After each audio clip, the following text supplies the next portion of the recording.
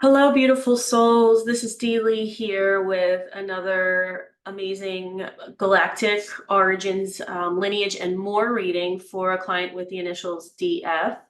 So DF got the full reading, and she also um, commissioned a channeled artwork that goes along with the reading and some shamanic healings as well around some of the karmic issues that came up in the reading. So just another example of how the shamanic healing sessions work with the mandala, which can be used during meditation, stare at. It's also activated with some healing energies. I use Reiki, staring at the image, and while you're meditating to ignite some of your healing that comes up in the galactic chart, and also the shamanic healing, as well as connecting you to your guides and any information that will help you along your journey now that is for your highest and greatest good. And the coolest thing about this is that when I did her reading, I did the galactic part first, then the shamanic healing, and then I was working on the mandala.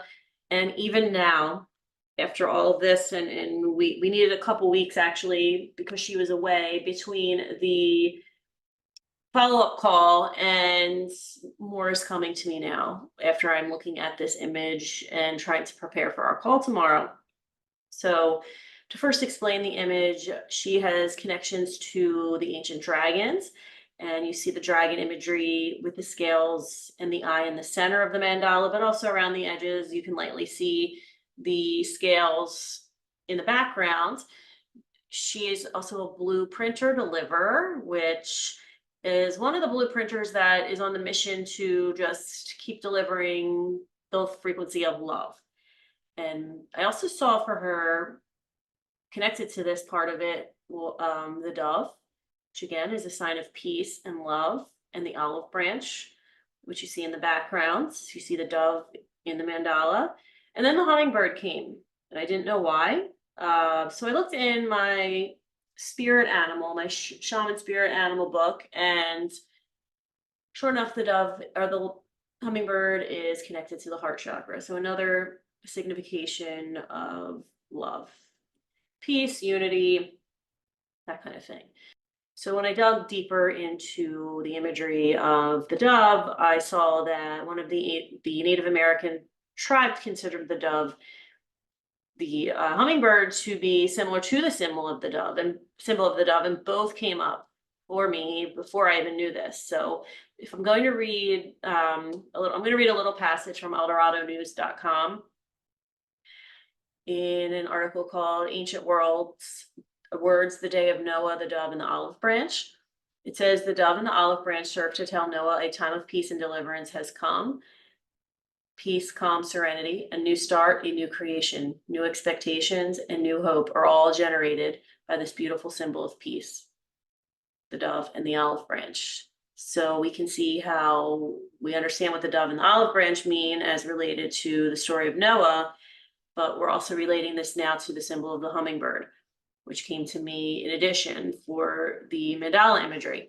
So I also found it really cool because when I did her shamanic journey for this reading, when I first started the reading, I kept feeling the story of Noah's Ark. I really think not only is the symbolism of the dove, the olive branch, and the hummingbird important, but I feel like she had a past life where she was actually attempting to help save too many people. Like you see the Noah's Ark situation where Noah's saving the animals. He was successful in the story in the Bible. However, for her, there was a little bit of karma created around this where she just couldn't save everyone. And this shows up repeatedly in her chart. And now with this symbol of the hummingbird, the dove, the olive branch, and especially the butterfly in the image, which also came to me for the imagery for the mandala, this is all about this new time of peace and transformation for her, and to finally be able to heal this old karma around not being able to save everyone due to this past life connection. So when we look at the imagery again, just a few more things to talk about, not much here else, but there's also, you can see in the outer ring, the pinkish ring is a ring of fire. which is also representative of the dragon and the passion that she has felt for this mission throughout her lifetime in the galaxy, many lifetimes throughout the galaxy, and how she's finally coming in to this life now to heal this. So this was a really long reading, but to make it short, she came here mainly to heal past lives on other planets and galactic collective past lives. So a lot of what she's doing now is just to tie this all up together in this time on Earth that is kind of representative with all its turmoil and fabulousness, I say that sarcastically, of some of her past lives throughout the galaxy. She was always service to others, sorry. She had few lives on Earth in the higher etheric states, many on Earth in 3D. So you can see this karma kind of playing out repeatedly, giving her more and more opportunities to heal. But she had also many lives in 3D out in the galaxy, but so many in the higher etheric state. So she was mainly a higher etheric galactic being. She was here pre-humanity and pre-Lemuria. She was also on Mars. I was getting a connection for a strong connection to actually a lifetime on Mars before Earth. And she didn't really, I'm not picking up any past lives in Atlantis or Lemuria, or at least they're not significant, but I do get this connection to Avalon. And it's interesting, Avalon kind of connects for me to the hummingbird as well, because it's almost like this land in between the physical. It's like this land in between the physical and the etherical realms. And it's really like people aren't sure if it really existed or not. Some people say it was completely made up. Some people say it was really part of Earth. So it's this kind of in between. And when I think of a hummingbird, I can see them outside a lot around my house, not a lot, but every now and then, and they flutter so quickly, you don't know what it is. You see it's something there, but it's not. Is it a fairy? Is it a butterfly? Is it a butterfly? Is it a bumblebee? So it kind of connects me to this Avalon energy where you don't really know exactly what the energy is, but if you connect with your heart space, you know it's real regardless. Okay, so now we're going to get to the juice of her origins. She has Thuban and Draco conjunct Pluto in the 7th house of Virgo. So we're bringing in here a past life, connecting to others, seeing beyond ourselves with the 7th house energy, connecting to love. In the sign of Virgo, we're connecting to service, self-awareness, self-improvement. And then the ancient dragon energy is coming in with the Thuban connection.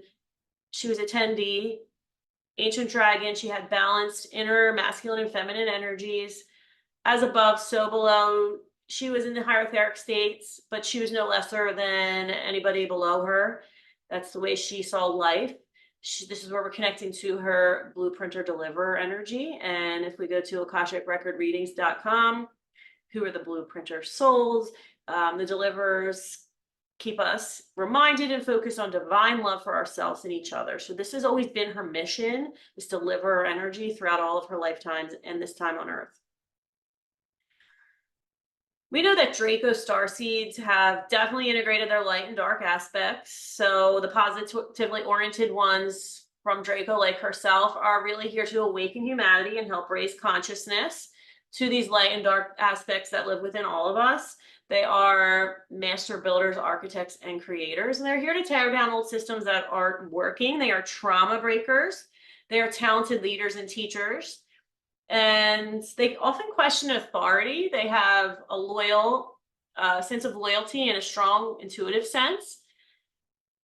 And they have seen, or at least for her, a lot of darkness, but they're here to be able to spread light in these darker situations or around more dark or narcissistic people. So she has a past life in Cygnus. She has Pluto opposite Deneb Adige in the 1st house, Pisces. So with the opposition, it's harder for her to connect to this energy. The energy of the opposition brings in the energy of Saturn. So we're talking about limits, thresholds between worlds, karma. So this is definitely a place of healing for her and pushing past where she's been before. I see her here as an 8D, service to others, dragon. She seemed to have brought people together, even with their differences. She didn't judge. She still had love for all.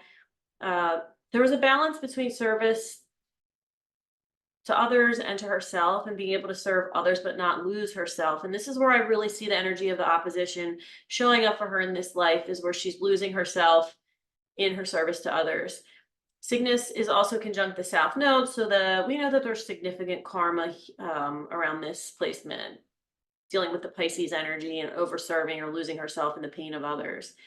She's mentioned that she really wants to work with animals and animal healing, but she just feels so much pain for witnessing animals being mistreated by humans, and just not even able to help because she feels so sad about it. So she needs to kind of heal this karma of feeling the pain of other creatures or other people, and being able to actually put some practical service into motion. During this life, she's watching others forget who they are, and she's still in the higher states, but they're moving away from the higher states. So she's seeing others forget who they are, forget their vows that they made before they started in the lower states in 3D. And this is just part of the process for her. It's hard to watch, though. Cygnus star seeds are known to be ambitious. They have many goals. They can also often be workaholics. They rush a lot because of this, but they're still family oriented and humble, despite being successful. And now we know this is connected to her South Node. So she probably had more of these qualities in youth than she does now. She's probably worked around some of that. Next, we're moving on to Neptune, and she has Neptune conjunct Crux, not sure how you say that. And this is in the 9th house, Scorpio. So we're bringing in the 9th house energy of higher ideals, spiritual beliefs, finding your truth from within, perhaps travel. But either way, just broadening your horizons. Scorpio is looking deep, transcending, transforming, and integrating darkness. And this is a conjunction, so we know that she's now able to easily bring this into her lifetime on Earth and integrate this energy now, or express this energy now. I see her as being a member of the Galactic Federation from this life. Again, an 8D reptilian, but more of this amphibian kind of blue and transparent or translucent sort of looking being. So it is said that a lot of times beings from a crew came to Earth to visit and study life here. They had advanced civilizations in this quasi-aquatic environment back on one of the planets in this system. There was an event here that caused the beings to feel like they were walking on a frozen lake about to crack. They had to face issues head on and quickly, instead of pretending that everything was okay. So they were being plunged into darkness, and there was kind of a really tragic situation happening. And she was watching this from above, again, as the society that she was kind of overseeing in the higher realms. People were beginning to fall and crumble and start to feel lost. And she was just there to remind them of this divine love. So these star seeds are associated with success, high achievement, and enlightenment. They are highly intelligent. They can also be interested in science. They may be secretive too. They are very observant. They're said to have a connection to the Bermuda Triangle. And the Crew constellation is said to be sending divine love, divine feminine healing energies to Earth, and to be teaching us how to go with the flow and remember to allow space to receive gifts from the divine and from the universe, and not just rushing into that masculine, forceful energy to push and accomplish things. We're also here to just accept things as they are and not to force change. This is what this connection is reminding us of as well. Midway in her galactic history, we come to Jupiter, which is conjunct Altair in the 12th house of Aquarius. So the 12th house, we're talking about things that are hidden or lost, things that can be accessed in the dream time or entering some of the shamanic states and meditation. This is a very spiritual house, but it can also be an isolated house. And when we talk about the energy of Aquarius, we're talking about a revolutionary soul, a black sheep, a rebel, humanitarian, someone who's more of the minds, perhaps. And we're talking about Altair. Altair is not always known to be representative of the most positive and light energy in the galaxy. However, I've heard mainly in this course other practitioners talking about higher councils there, and some people in the course have memories or have been told through other psychic readings and whatnot that they are actually serving this higher council that comes from Altair. So we can't see Altair as all dark, and I do not sense that she has any connection here with darkness.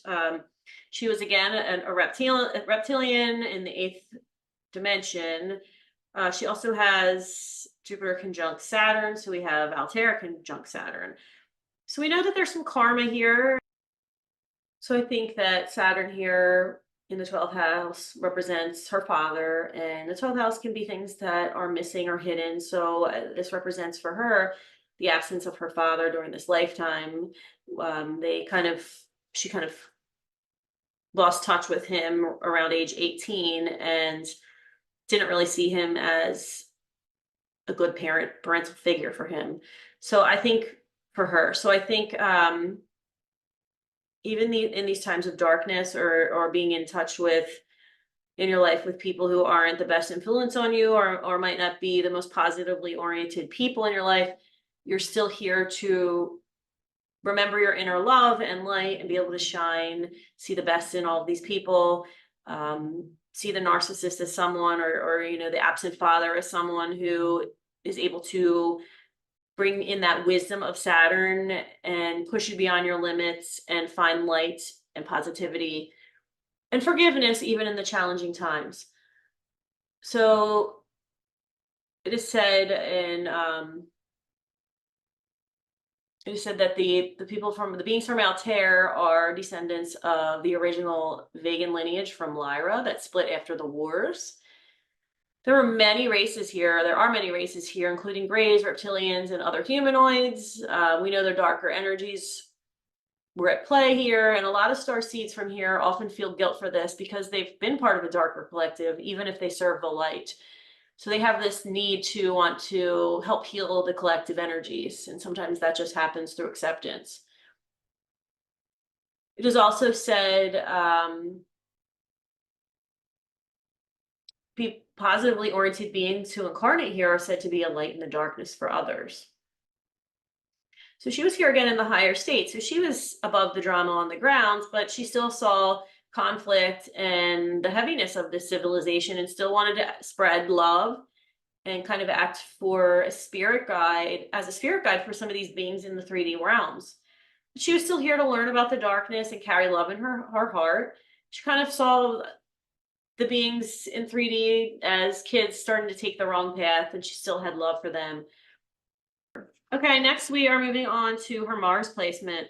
She has Mars in the 6th house of Cancer and is conjunct Sirius A, but I also think she had a past life on Mars. So I feel like Mars and Earth are under her care or were under her care as part of this ancient dragon frequency. She watched the destruction of Mars from the higher states. And this time, once again, actually not just this time, her divine love, it didn't really felt like it was working. The divine love that she was trying to spread throughout Mars at the time. But she just still was there to let the natural process unfold. It's the process of death, as we're talking about the story in a minute of the destruction of Mars.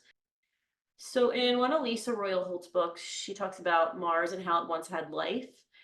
And when the original Vegans from Lyra first came to Earth, it was too volatile for them here, so they went to Mars. The first Vegans on Mars were peaceful, but more aggressive Lyran groups started to colonize there. Mars was an Eden until wars broke out. They were moving from 3 to 4D, kind of like we are here now on Earth. So the situation is similar. wars about land, religion, ownership, etc. And natural disasters started to happen because the outer circumstances are a reflection of our internal state of consciousness of the collective of the planet. So Mars was eventually destroyed, but some beings stayed behind on this withering planet. It was sad and depressing for them. Other beings stopped coming to our solar system for a while until Earth became more inhabitable. Then they started to come again. The Vegans returned. They came to Earth, the Lyrans, the Sirians, the Pleiadians, etc. But many of the souls from Mars who were there to see its death came to Earth during Atlantis to witness the same lesson over again, the destruction, and to just let this be part of the natural process of death and rebirth.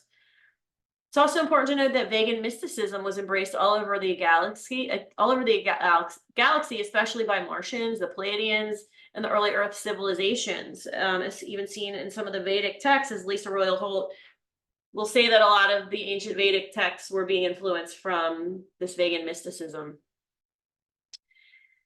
And this Vegan mysticism was supposed to help people return home to source. And I really think that she was a part of spreading this energy on Mars, Vegan mysticism on Earth. And with her connection to Mars, she's here again on Earth to remind people of the same thing, just to embrace divine love and not to choose fear, and to remember to just allow this process to happen, and remember what experience do you want to have? Do you want to have one of fear as we watch more chaos build around us, or do we just want to focus on accepting polarity, integrating polarity, and divine love that we know exists? And there's a purpose for all of this. So we also said she has a past life connected to Sirius A with the connection to Mars. So Sirius A is conjunct Mars. I think she was actually on Mars as a Sirian. It's kind of happening at the same time that she was in the higher etheric states on Mars with the ancient dragon energy. She's also on Mars in 4D in more of a reptilian form, a female. And in the 6th house, she was connected to her work, her service, her duty, but there also might have been this like slave to her routine or her work or her service. In the sign of Cancer, she was here to nurture and care for others, to feel like she was creating a sense of home here, make everyone feel comfortable, and to connect more to those feminine flows and cycles that were existing on planet Mars at the time. And as a Syrian, she actually went to Mars as part of this humanitarian effort to help save it. And I pulled this card for her from the Archetypes deck by Kim Kranz, and I'm going to read it. I pulled the Poet. In relation to this connection, the poet's work is to feel immensely and not be afraid. They must seek out truth in the darkest corners of the world and carry it back for all to see. This unique capacity resides within us all, regardless of our relationship to creativity. When the poet energy is present, there is a call for deep honesty and reflection, for seeing the big picture within the little one. The poet rides effortlessly between the personal and the universal. It's possible that others may not seem to listen or care about the poet's work, but do not be discouraged. The words of the poet ring true for centuries to come, soothing the wounds of despair and violence that captivate our world. The poet's work is never finished. So this really hit home for me with her connection to the divine blueprinter, deliverer energy, and how she's been in the darkest corners of the galaxy, and she's still here to deliver this feeling and this commitment to her divine purpose of spreading love, regardless of where she's been. And it's such a great connection. This card, I felt like, just kind of summed up the entire reading. Then we're talking next Venus. She has Venus. Let's see. Venus is conjunct the Andromeda galaxy M31 in the 3rd house, Aries. So in the 3rd house, again, we're getting the energy of teacher, learner, communicator, everyday life environment. Aries, brave, bold, warrior, initiator, pioneer, passionate, intense, I'm getting another 8D reptilian energy again for her. I'm getting a lot of reptilian energy for her in the higher etheric states. So here she heads to the Andromeda galaxy to learn more about darkness there and how to spread light there in a place of darkness versus just being in her own galaxy. So there's still more learning she has to do from being out of her element. She goes there, it feels like it's a brave, a bold thing to do, but it's definitely to bring back more to teach people here in this galaxy. So this is the energy of the void. We could consider the void the nothingness where everything is created. We consider the void the bottom of the pit, hitting rock bottom to return again to the light. But we know that there's power here in this connection and starting all over and learning something new. And she's experienced so much darkness and masculine energy here in the Milky Way galaxy. She goes to the Andromeda galaxy to be more in this feminine flow,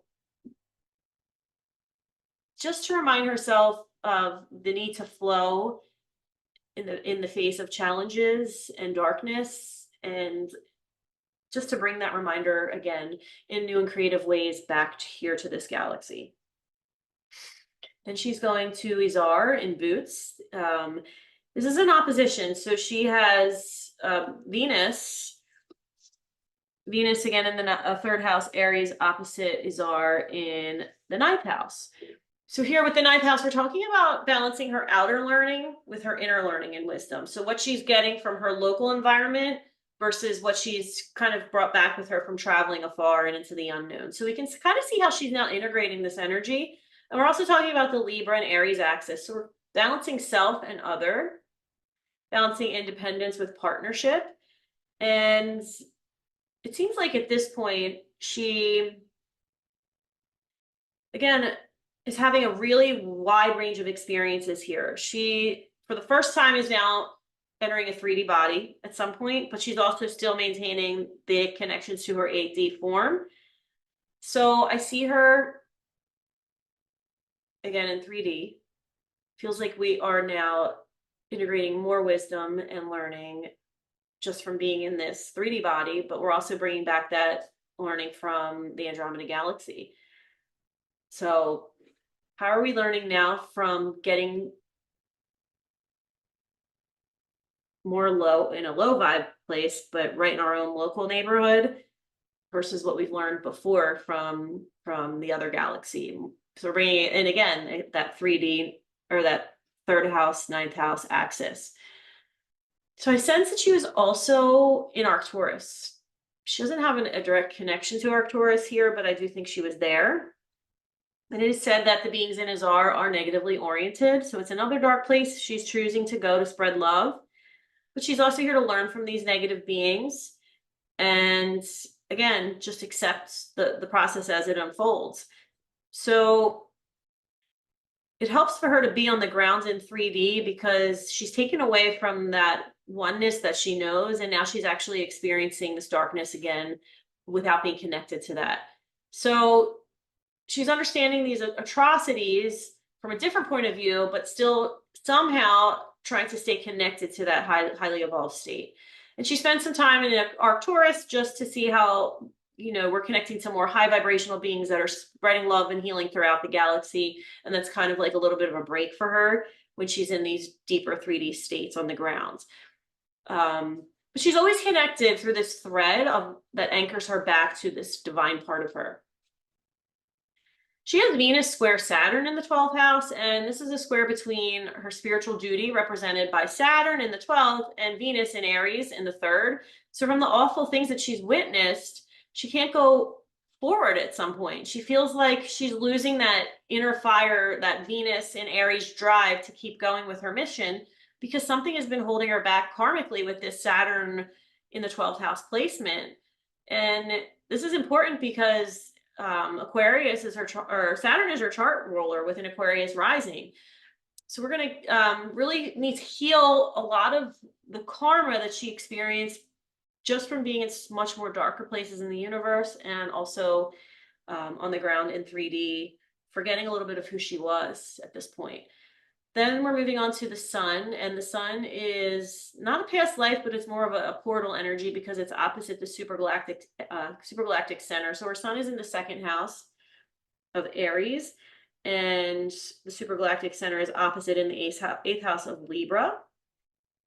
We know that the supergalactic center is a super cosmic power that moves 33 galaxies around it. It teaches us how to balance life, death, rebirth, and evolution. It talks to the balance on relationships and being humble and diplomatic. It's always good to remember where we all come from, that we all come from the same source and are going through different expressions of that for our own learning, which is everyone's learning when we connect back to that source point. We also need to learn to look within first instead of looking to others for validation to gain full access to our gifts. So this is all about mastering the relationship with self, especially with the second house and the eighth house axis here. I'm not sure if she's had to felt like she's relied too much on herself to make it in the world, to build something. But true power comes for her when she's tapping into the location of that supergalactic center in the eighth house, where we're tapping into kind of depending on another, merging with another, maybe financial security comes from shared efforts, or connecting with a spouse or someone else that you actually completely have to rely on so you can connect more to your own meaning and power and worth in life. Now we're moving on to the moon with some more recent past lives. She had a past life recently in Altair. The moon is in the sixth house in Leo, and it's interesting because for her, the moon is at a really important point. It's at 0 degrees of Leo. So she is moving away from Cancer and kind of being more shy and hiding from recognition into the sign of Leo and shifting into the spotlight or needing to be recognized for her efforts. And she talks about this, saying that she had a point in her childhood where she was really shy, and then she just shifted out of that. And when you have a planet like this in 0 degrees or the first degree of a sign, you can always say that at the beginning of life, you could have been experiencing more of the previous sign, and now you're moving into the current sign. So with her, that would be the Leo energy. In the sixth house, it's a house of service, duty. But when you have the moon in the sixth house, you tend to wear your emotions on your sleeve, and you must face these emotions all the time. So part of her service, part of her duty, part of her daily life is also dealing with these strong emotions. And for her, we've already talked about how she's feeling so much empathy for the suffering of others, even animals. So again, we're just talking about for her to really step into with this opposition, the opposition that she has with the moon in Altair, talking about the sixth house axis and the 12th house axis and the Leo and Aquarius axis. So the sixth house is your service and your duty and your day-to-day life in the physical world, and the 12th house is more of what remains hidden, unconscious, or spiritual. And she admits that in the first part of her life, she was very focused on her career, and that was really just a mundane. She was a nurse, taking care of everybody, but it's not like a spiritual position. And now she's more shifting into focusing more on the 12th house. But how can she do both? How can she bring in her 12th house healing abilities with her day-to-day job in the physical, practical world? And again, that Leo Aquarius energy, which I see as self-joy versus self-sacrifice, or, humanitarian sacrifice or efforts for others. So in Altair, I see her as a 3D reptilian, and we know she has been around a lot of darker energies there before, but the last time she was there, she was in the higher states, and now she's on the grounds again in 3D. And this time she's forgetting who she is. And this energy is coming with her into this life now. So she got a little bit, she was naive here and got lost in her drive to serve and lead others. And this is where I'm sensing this animal connection, this deep guilt she feels for the suffering of animals. She stepped up in some sort of situation like Noah's Ark, and this really made a lot of sense to me when I saw the Noah's Ark connection in the shamanic journey before I started her reading. But this time she wasn't really successful in saving everybody. She couldn't save all the animals. This could have been, a dying planet like we were talking about with Mars, but she was not able to be Noah and bring the animals to the new world. She had to watch them die. And there was a lot of karma left around the pain of this. So for her, the moon is opposite Saturn. And that just shows more confirmation of this.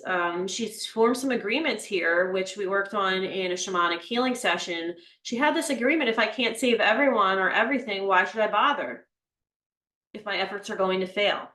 And for her, it shows up in this life as she agreed with this in her earlier days, but now she sees it as, I'm not trying to save everyone. They'll figure it out for themselves. But I almost feel like she came from that place, that wisdom within herself, from more of a karmic standpoint than an actual healed standpoint. Almost like, why bother? I can't save everyone. Let them figure it out for themselves. And there was still a little bit of karma connected to that point of view that she's now reached. So we went back in with the shamanic journey and tried to heal that old agreement into one that is more productive for her to move forward, believing that she can actually help in some way practically. And even if she's working, in an animal shelter, saving a few animals at a time, that every little effort counts. She also has Lilith conjunct the moon and opposite Altair. So this is just more confirmation of some karma that's in need of being healed. And particularly with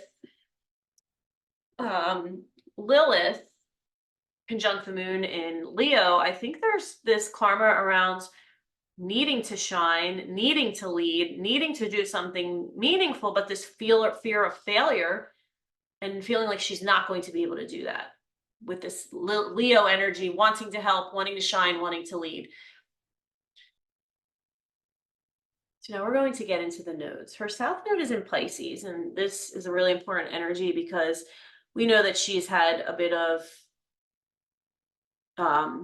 karma around the Pisces energy of overfeeling the pain of others. So in a past life with her south node in Pisces, she could have lived life through a dream, holding a vision of an ideal world and becoming lost in that vision. She could have been someone who escaped reality due to this dream or vision.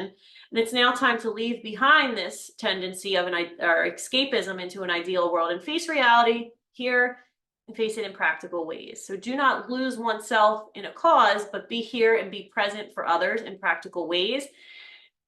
And give up being overly sensitive. Don't let this sensitive, empathic nature swallow you into not being able to help others.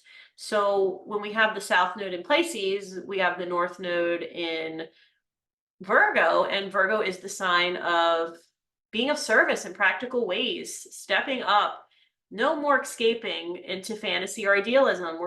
We want to show up fully. We want to participate. We want to do this in practical ways.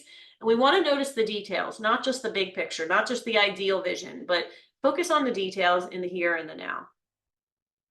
Then we also have the south node in the first house. So she had to go at it alone. She was someone who was a leader and needed to make a choice and take action and think fast. And she had others following her, but she felt unsure of maybe some of the decisions she had to make in this leadership role. And she spent a lot of time alone and where her inner strength was needed to persevere. And she couldn't really depend on others. But now in the north node in the seventh house, we're trying to bring in the opposite energy. Depend on others. Cooperate, collaborate. Relationships are big. Know that you are not alone and that others are always here to help you. We can be talking about other human beings or just the spirit world here to help you. Conjunct her south node, she has Mercury. So again, this could represent someone who is of the mind, but it could also represent someone who had to think fast, which we already said. Something significant that happened during youth in a past life, being naive. Talked about that already with her vision, being a naive and that she could help everybody.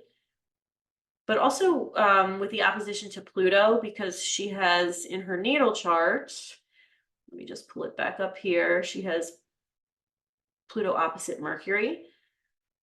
This could have been an element of abuse, rape, torture from something that happened during youth. And she also has the South Node conjunct Chiron, so there's significant healing needed around issues of a past life, whether it's this abusive or torturous thing that happened, or if it's just healing from the pain of others that she's experienced. So she is definitely here to move on from this feeling, and not everyone's survival depends on her. It's really important for her to know that and feel that, and we've worked on some agreements around that.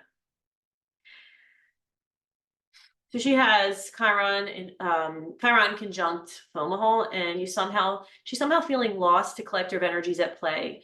She's not seeing the power in herself as an individual to make great shifts. She's more connected to this collective energy that she feels like she can't break free from, and it's not around allowing her to access her personal power. So here, healing starts small and it spreads out little by little. And just remember that small acts of kindness, small shifts create big shifts, and she's not alone. She also has the South Node conjunct Cygnus. There can be some karma from her time in Cygnus where she watched her collective fall. And again, just to heal again from just seeing things fail around her. The planetary ruler of the South Node is Jupiter in the first house of Aquarius. And if we're looking at Neptune as also being the modern ruler of Pisces, we can bring in the energy of Neptune in the ninth house, Scorpio. So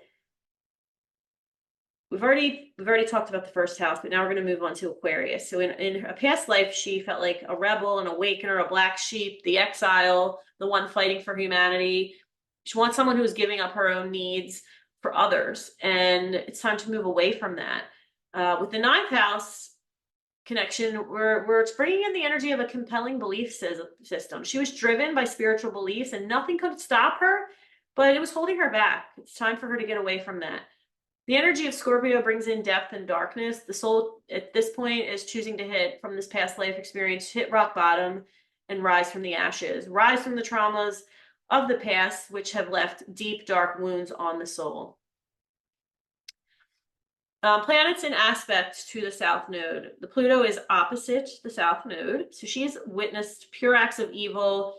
It's taken a toll on her. She has repressed memories, locked away in that 12th house Saturn placement, where she's experienced horrors from these past lives out in the galaxy. There could have been a sense of lost hope, and this could affect her mental balance in this life. This feeling with Pluto here, fear of looming catastrophes, or a sense of just mistrust in general, of the government, of people on Earth's collective. But the solution with Pluto conjunct the North Node is to dig deep into these shadow parts of herself and to heal these hidden and lost memories. And this can be done through shamanic techniques, soul retrieval, past life hypnosis, and regression. And we know with her connection to Mercury, there was a nasty situation that happened in youth during a past life. And this could be echoing some things that happened to her in this life as well. And they were here as reminders of the healing that is needed. Just see those experiences that were challenging in youth that might have happened around abuse. It's just to dig deeper in, to heal this situation that happened now, but also to heal it from a past life perspective as well. So moving into the North Node, we talked about the sign is Virgo, the house is the 7th house, but I just want to focus on the planetary ruler of the North Node. It's Mercury in the first house, Pisces. So it's interesting because the ruler of her North Node is conjunct her South Node. So this mercurial quality in her will be able to somehow get her through the pain this time, whereas before something might have happened in youth where she had to think fast, move on her feet, lead others into a fast decision, just to save people, where she might have felt unsuccessful or alone. This time with Mercury and Pisces, I feel like there's a creative or spiritual element that she's meant to tap into to heal herself and others. So as much as the South Node is something for her to move away from, there are elements here that she must remember and use to heal. And in the first house, she's supposed to maintain her individuality within a close relationship with others. She can depend on others, but not lose herself. Not lose herself in the compassion she feels for animals or her people around her. And just remember her individuality, but also that she has others supporting her so strongly. So I hope you enjoyed that mini reading. It turned out to be a little bit longer, but it was hard. There were so many great things that I just could not leave out. If you'd like to find out more information about my readings, you can go to dlkevolve.com. Thank you for listening, and I hope you have a great day.